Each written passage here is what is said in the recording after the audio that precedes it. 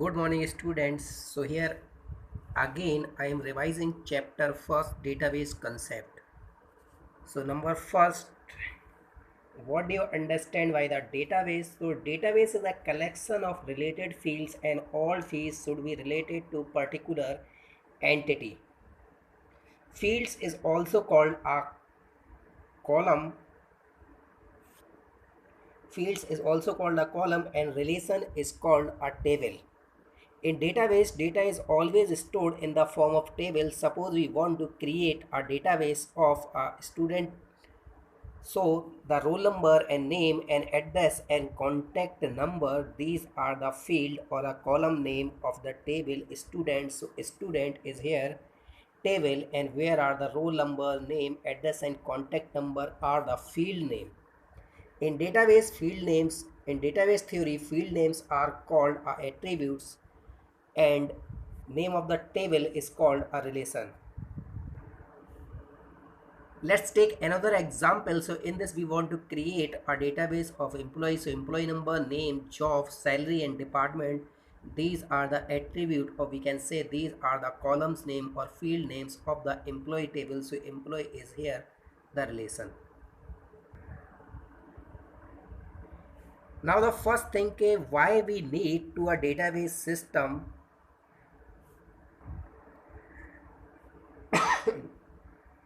So what is the requirement of database system?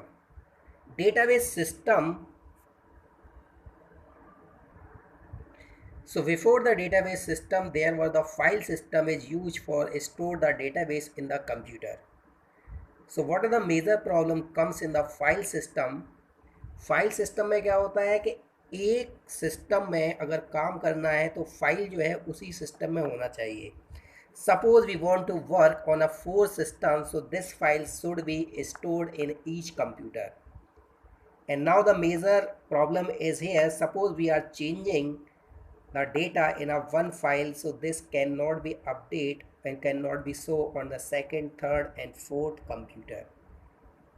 Let's take an example. Suppose a bank is using a file system and they are using the 4 computers for 4 counter, and the data is stored in a file and just copy this file on every computer. So if any customer is come to withdraw money, so the file data will be changed only on one computer and the rest of computer will show the old data.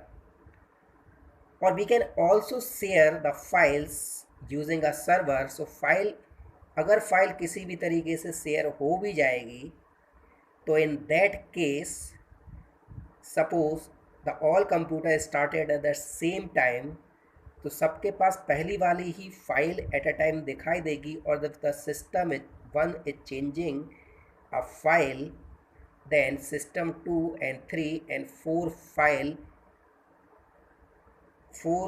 system 2, 3 and 4 screen will not change. The updated data will be shown only on that file when they will close the file and reopen that file. So this is called a concurrent process. So concurrent process is not in file system. Or let's take one example in this. Suppose there is a student which is studying in a college and he is also stay in the hostel of that college. So in case of the file system, the file is stored in the hostel computer as well as in the college computer. Suppose the student has changed the address and give the information to the college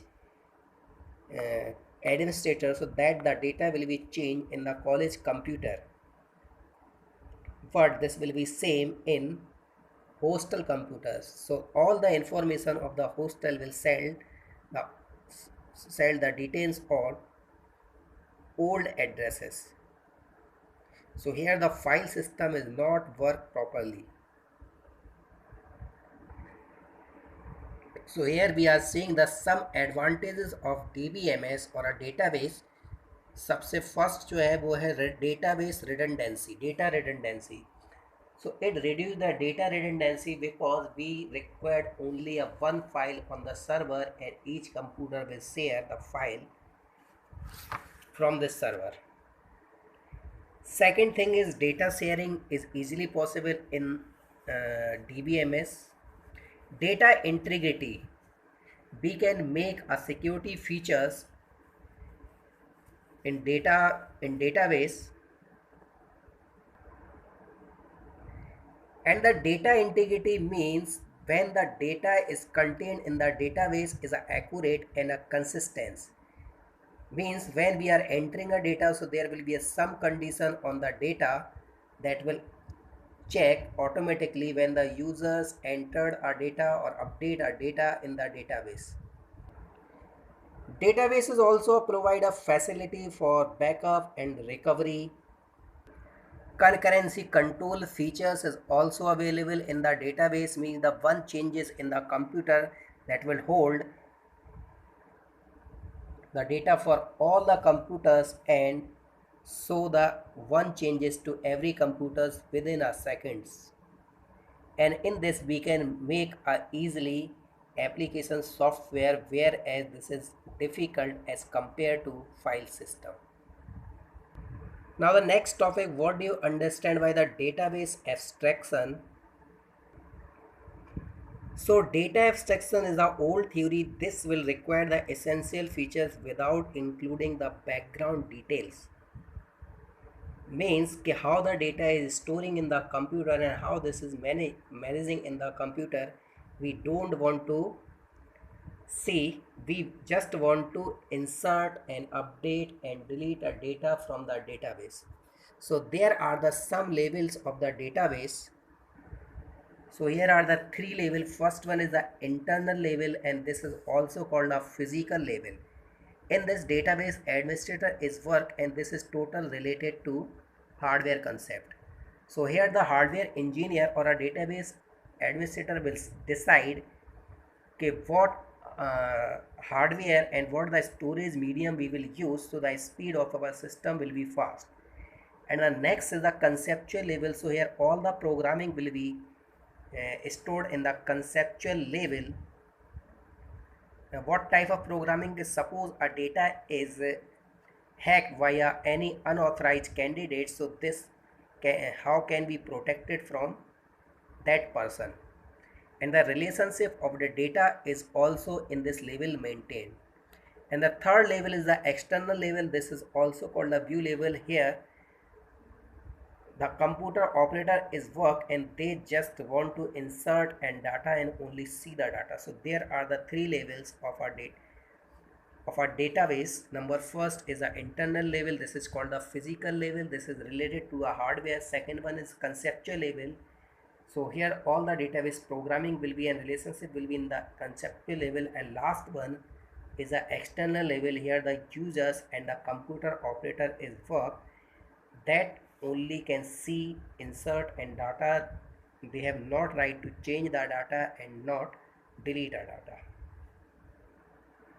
And we can see the diagram in this way. So here lowest is the physical level, then the logical level, and there are many users in the view level that works with this data. Now the next important topic is the data independence. So data independence means suppose we are changing the data of uh, one level, so this should not be affected on the next higher level.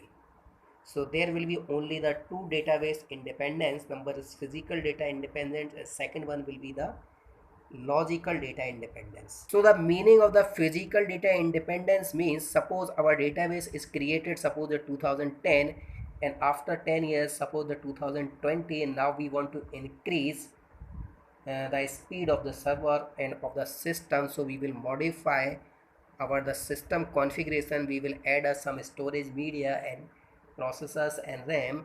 So the effect of this when we are changing at the physical level, this should not be on the conceptual level. Means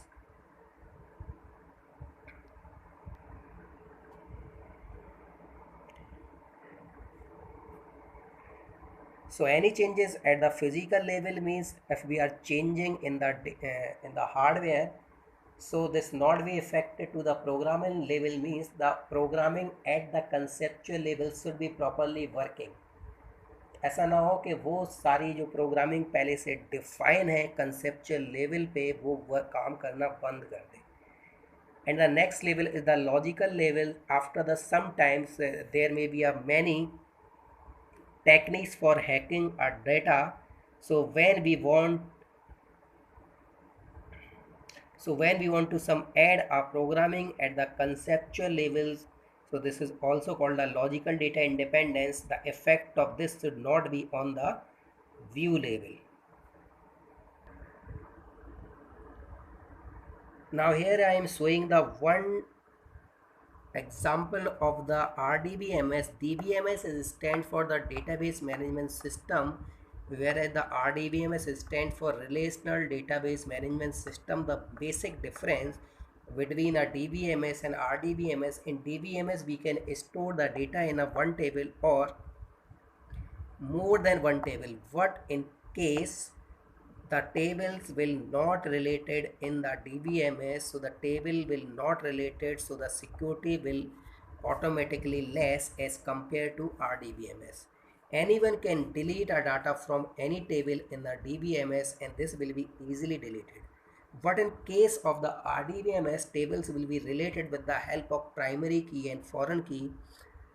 So if the anyone is delete a data from a one table, so the system will show the error message that this data cannot be deleted from this table because this table is related to some other table.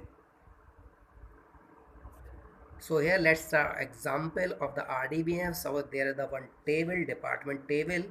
In this there is the 3 column department number, name, location, and the data is 10, 20, 30, account, sales, marketing, Mumbai, Delhi, and Jhansi. In the department table, department number is the primary key and we are making a second table. That table is the employee, that is stored the information of employee. In employee table, employee number is the primary key, whereas the department number is the foreign key, or this is also called a reference key of the employee table. So when we will enter our data in a foreign key, this will automatically check in some other table of the primary key. So in the first table, department number is the primary key and the second table, department number is the foreign key. So when we are entering our data, so only the data 10, 20, 30 will be insert because these value is available in the first table. This is also called the parent table. If we are inserting our data 40 in the second table, so this will give the error message.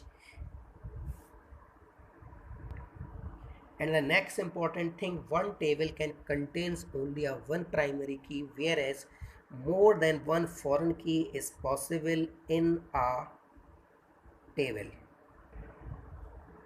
Now there is some more keys. So primary key, the primary key should be unique and cannot be null. Value is compulsory in a primary key if we are making a column of a table as a primary key, so the value is compulsory and this cannot be null. Second one is the candidate key. So before the candidate key, first you should know what is the composite key. So when we are making a composite key with the help of two or more columns, so each columns in a composite key is called a candidate key because there is the composite key is a group of more than one column. So in a group, each column is a candidate. And next one is the alternate key. So alternate key is a candidate key which cannot be a primary key. Suppose there are the 3 columns is used.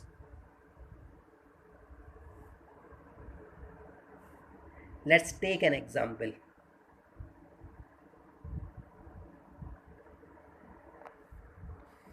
Suppose in this table the student ID and the first name are the composite key, then student ID and the first name is called a candidate key, and the first name will be a alternate key. Alternate key will always be a second and third column. Alternate key will not be the first column of the composite key. because only the first column is the highest priority for the primary key. So see, here we are making the composite key with the help of student ID, first name and last name. So the candidate key is the student ID and first name, and whereas alternate key is the first name. Whereas if we asking only the primary key, so the first column will be the primary key. And foreign key is a key that will contains only that value that will check in the primary key of some other table. And the software which is used for manage the database, the software are called the DBMS software. So there are the some examples of DBMS software are the MySQL, Oracle, DB2, MS SQL, Ingress, Sybase, PostgreSQL, and so on.